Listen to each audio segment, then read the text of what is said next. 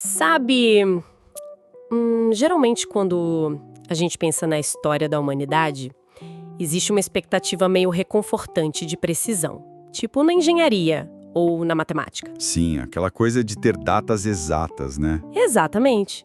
A gente aprende na escola que, no ano de 1492, uma linha de chegada foi cruzada. O professor simplesmente aponta para a lousa e decreta que foi ali que a Idade Moderna começou. É o conforto do marco temporal binário, sabe? Um antes e um depois muito bem definidos. Isso dá pra gente aquela sensação de progresso contínuo e ordenado da civilização. Só que, e se essa linha do tempo, tão limpinha e perfeitamente desenhada, for, na verdade, uma das maiores ilusões de ótica da história? E uma ilusão muito bem sucedida, diga-se de passagem. Acompanhando a gente. A nossa bússola para essa exploração é um artigo acadêmico denso, super provocador. O nome é Colonialidade do Poder, a formação do eurocentrismo como padrão de poder mundial por meio da colonização da América. É um título de peso. Bastante. É um trabalho muito rigoroso, publicado na revista Interações, no ano de 2020. Ele foi escrito pelos pesquisadores Fernando Joaquim Ferreira Maia e Maiara Helena Veríssimo de Farias. E a tese que eles sustentam vira a mesa da nossa compreensão histórica tradicional. E vale lembrar aqui, o que nós queremos fazer hoje não é tomar partido político em debates contemporâneos. A nossa missão é desempacotar o argumento central desses autores. Com certeza, relatar a análise de forma imparcial. Exato. O objetivo é entender mecanicamente como o ano de 1492 não foi só uma data no calendário de grandes expedições navais. Foi a criação de um gigantesco sistema operacional global. Um sistema, construído em cima da invenção da ideia de raça e da engrenagem do capitalismo nascente. E que, assustadoramente, ainda roda em segundo plano e dita as regras do mundo moderno. O artigo já começa exigindo que a gente abandone aquele vocabulário confortável de escola. A premissa inicial, e talvez a mais forte, é a de que a América não foi descoberta. Espera, não foi descoberta? Não. Segundo os autores, que se baseiam em teóricos decoloniais, a América foi inventada. E as populações originárias não foram simplesmente encontradas, elas foram sistematicamente encobertas. Ok, vamos desempacotar isso.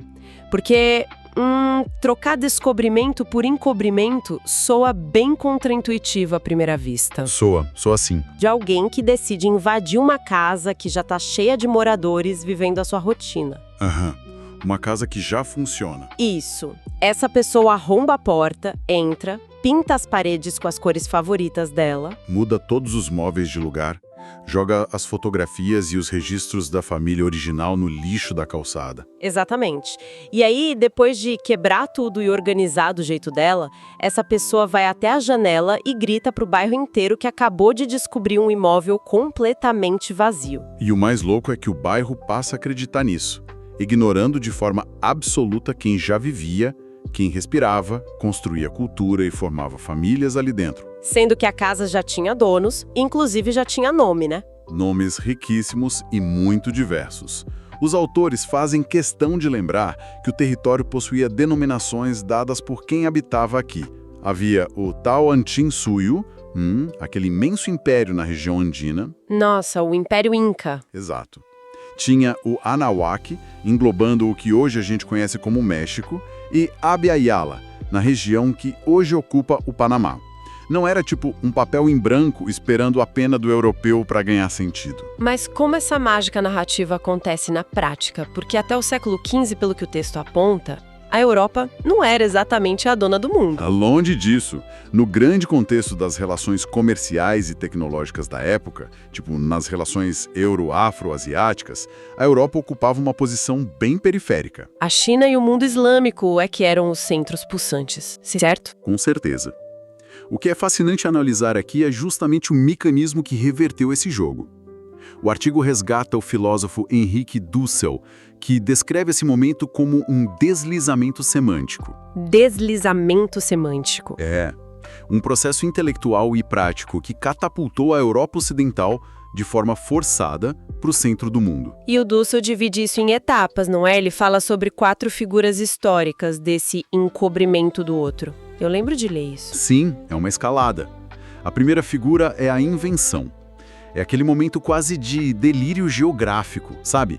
Em que o Colombo jura de pé junto que chegou na Ásia. Eles literalmente inventam que os habitantes locais são asiáticos. Exatamente.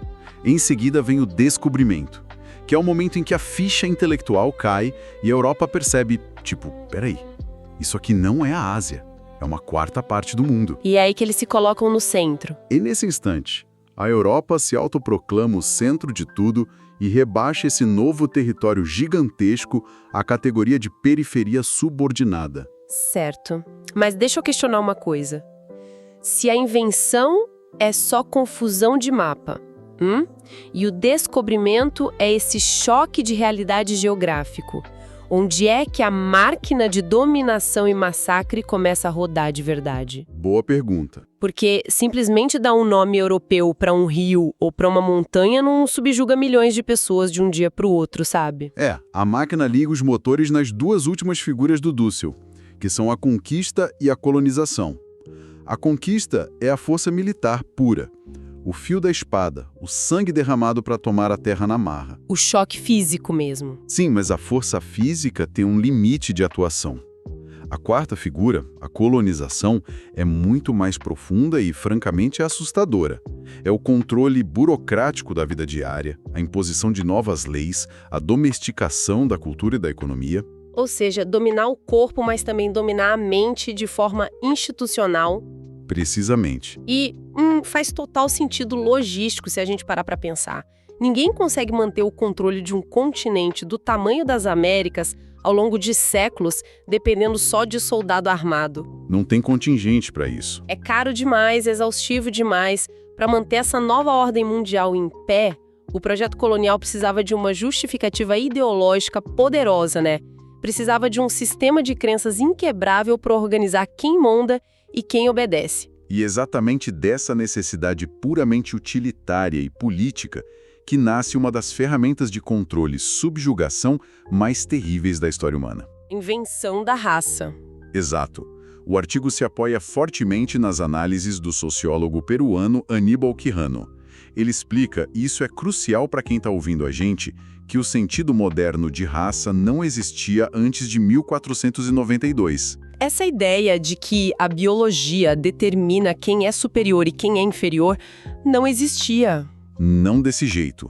As identidades foram forjadas ali. Ou seja, a ideia de raça não foi uma descoberta científica, foi uma tecnologia de poder criada sob medida para aquele momento.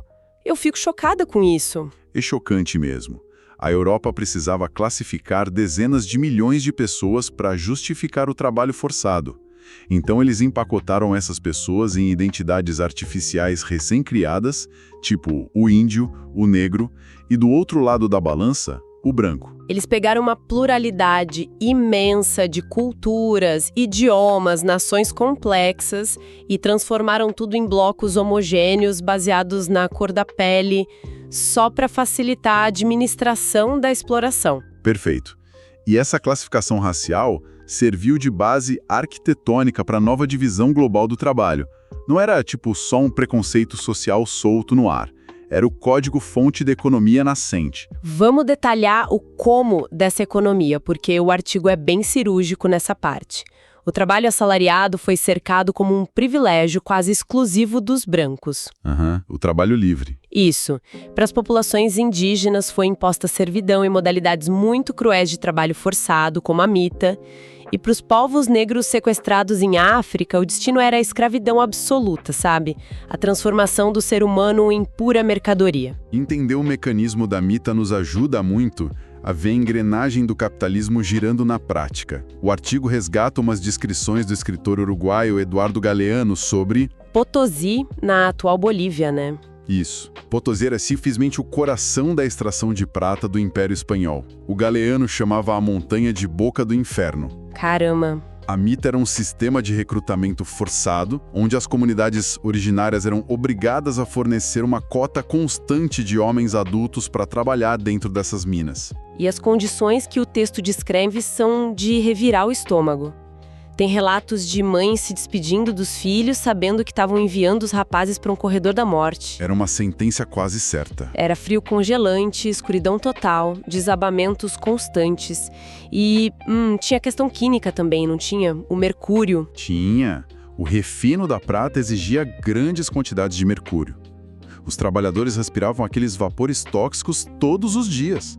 Os espanhóis até chamavam eles de azogados. Nossa. O envenenamento era num nível que causava tremores incontroláveis, fazia o cabelo cair em tufos e os dentes apodrecerem e caírem da boca. Para se ter uma ideia, estima-se que Potosí engoliu a vida de cerca de 8 milhões de indígenas ao longo dos séculos. 8 milhões de vidas por pura acumulação de metal. Eu fico pasma. E esse abismo fica ainda mais evidente quando o artigo menciona o pensador peruano José Carlos Mariátegui. O contraste que ele faz é brutal. Muito brutal. Ele explica que antes dessa invasão sistêmica toda, a região dos Andes operava com base num comunismo agrário. E é bom deixar claro para nossa audiência que comunismo agrário aqui não tem absolutamente nada a ver com a Guerra Fria. Claro, é outro contexto. Traduzindo para termos práticos, era um sistema sofisticado de trabalho coletivo focado na subsistência da comunidade. As colheitas geravam abundância, havia infraestrutura de irrigação, não existia fome estrutural ali. E todo esse tecido social autossustentável foi violentamente aniquilado. Milhões de pessoas foram arrancadas do plantio de alimentos para extrair metais preciosos até morrerem. Tudo para alimentar a sede insociável da Europa incipiente. O que me deixa com um nó na cabeça e me faz questionar algo muito profundo sobre o mundo de hoje. Qual é o questionamento? Se o pontapé inicial da riqueza europeia, aquela famosa acumulação primitiva, dependeu inteiramente de trabalho escravo, de roubo de terras e do extermínio da força de trabalho nas colônias, sim, a base de tudo. É sequer possível, do ponto de vista mecânico histórico, separar o conceito de capitalismo ocidental moderno das suas raízes manchadas de sangue? Dá para ter um sem o outro? Essa é a grande provocação do texto. O artigo recorre ao antropólogo venezuelano Fernando Coronil para responder a isso. E o argumento dele é bem contundente. Ele diz que não dá para separar. Não tem como limpar o histórico. Não tem. A escravidão nas Américas não foi um acidente de percurso, sabe? Não foi um tropeço lamentável enquanto o mundo caminhava rumo a um capitalismo civilizado e limpo. Pelo contrário. Foi o motor. Foi a principal força propulsora. A dinâmica interna do capitalismo exigiu o trabalho não livre para conseguir decolar. Mas espera aí, a imagem clássica que a gente tem do nascimento do capitalismo são as chaminés da Revolução Industrial soltando fumaça, na Inglaterra, com operários batendo cartão nas fábricas. As plantações nas colônias não eram vistas como um resquício de um passado feudal atrasado. Esse é, sem dúvida, um dos maiores equívocos históricos que os autores desmontam. As plantações e os grandes engenhos de cana ou algodão nas Américas eram, na verdade, fábricas proto-industriais. Proto-industriais? Sim, muito antes de Manchester ou Liverpool inaugurarem as suas imensas tecelagens, as colônias já operavam com complexas linhas de produção. Tinham divisão de tarefas por especialização, ritmo cronometrado pelas máquinas de moagem. E tudo mantido pelo trabalho escravizado? Tudo. Essas fábricas agrícolas na periferia não só prefiguraram a indústria moderna, como geraram o capital massivo que a Europa usou para financiar sua própria revolução industrial depois. Em suma, o trabalho assalariado e livre que surgiu no Velho Mundo foi diretamente subsidiado e sustentado pelo trabalho não livre nas veias abertas das Américas. A riqueza material fluiu de um lado para o outro de forma gigantesca. E lendo o texto, a ficha cai de que essa transferência absurda de bilhões em metais e produtos gerou algo muito mais sutil e perigoso do que só poder de compra. Gerou um complexo de superioridade psicológica avassalador. E aí a gente chega no que os autores detalham como hegemonia epistemológica e a consolidação do eurocentrismo. Porque a dominação material garantiu a dominação do conhecimento. Hegemonia epistemológica... deixa eu tentar traduzir isso para quem nos ouve. Na prática, é estabelecer um monopólio absoluto sobre o que o mundo passa a considerar como verdade, ciência e racionalidade, não é? É exatamente isso. Ao se colocar no centro do mundo, A Europa instituiu que o seu modo de pensar, a sua religião e o seu modelo de sociedade eram os únicos válidos. O padrão universal. O padrão universal. Consequentemente, tudo que derivava da complexidade dos povos originários americanos e africanos foi instantaneamente rebaixado. Foi rotulado como magia, superstição ou pura barbárie. Aqui a análise fica realmente sombria. É quase como observar um gaslighting em uma escala geopolítica. Uma manipulação coletiva, né? Total. Porque não basta invadir, roubar e escravizar. O projeto de dominação precisa de uma narrativa histórica que convença o mundo inteiro e até as próprias vítimas de que aquele massacre aconteceu por o próprio bem de quem estava apanhando. É perverso. O artigo detalha o que o Dussel chama de mito da modernidade. E é um mecanismo de terror psicológico perfeito. Como ele funciona na base? A perversidade está em embalar a violência atroz do colonialismo europeu como uma, entre aspas, ação pedagógica. A lógica operava da seguinte forma: os colonizados vivem na barbárie. Logo, eles são culpados pela sua própria condição de inferioridade moral e tecnológica. E se eles são bárbaros, selvagens, usar a violência máxima para impor a civilização a eles passa a ser visto não como um crime, mas como um fardo heróico. O fardo do homem branco. É o europeu civilizado sacrificando a própria paz para levar a luz aos cantos escuros do mundo, mesmo que tenha que derramar o sangue das pessoas para isso. É literalmente transferir a culpa da opressão para o oprimido. E não é um exagero nosso. Os exemplos históricos que o artigo resgata via Galeano provam que isso era uma política oficial mesmo. Sim, o texto cita aquele caso do vice-rei do México no período colonial. Ele afirmava abertamente que trabalhar até a exaustão nas minas era o melhor remédio para curar a maldade natural dos indígenas. E veja bem, não era um pensamento restrito a comandantes militares brutos no campo de batalha. A mais alta elite intelectual da Europa abraçou essa tese para dar ares de ciência ao preconceito. A elite filosófica, inclusive. O artigo menciona um famoso naturalista francês, o Conde de Buffon. Ele escrevia textos afirmando que os povos das Américas não tinham, palavras dele, nenhuma atividade da alma. Isso é de uma arrogância inexplicável. E vai além. Pilares da filosofia ocidental, como Voltaire e Hegel, negavam ativamente à humanidade, a inteligência e a espiritualidade das populações do Novo Mundo nas suas obras que são monumentais até hoje. É de um apagamento violento, sabe? Incalculável. Apagar os saberes de civilizações incrivelmente complexas na matemática, na astronomia, na agricultura, como a civilização maia, inca e asteca. Isso não foi um efeito colateral da guerra. Foi um projeto desenhado. Foi um projeto arquitetado para resetar o relógio da humanidade. Pensa numa corrida de atletismo. A Europa foi lá, eliminou todos os outros corredores da pista, apagou as marcas deles no chão, só para poder escrever nos livros de história que ela, e unicamente ela, sempre foi a linha de chegada natural da evolução humana. É uma imagem perfeita dessa dinâmica. E a colonialidade operando dessa forma no campo da subjetividade e da mente torna-se muito mais resistente do que qualquer império físico. Com certeza, porque a mente está dominada. Exato. Quando o controle se exerce sobre o que é ensinado, sobre o que se considera bonito, válido ou verdadeiro na sociedade, as estruturas de dominação se garantem intactas séculos e séculos depois que as últimas tropas coloniais vão embora. A economia e a mentalidade continuam rodando o mesmo software de sempre. O que faz a ponte perfeita para a última sessão da nossa análise de hoje, né? Mentes moldadas, economias moldadas. As veias abertas. As nações latino-americanas começaram a declarar independência política lá no século XIX.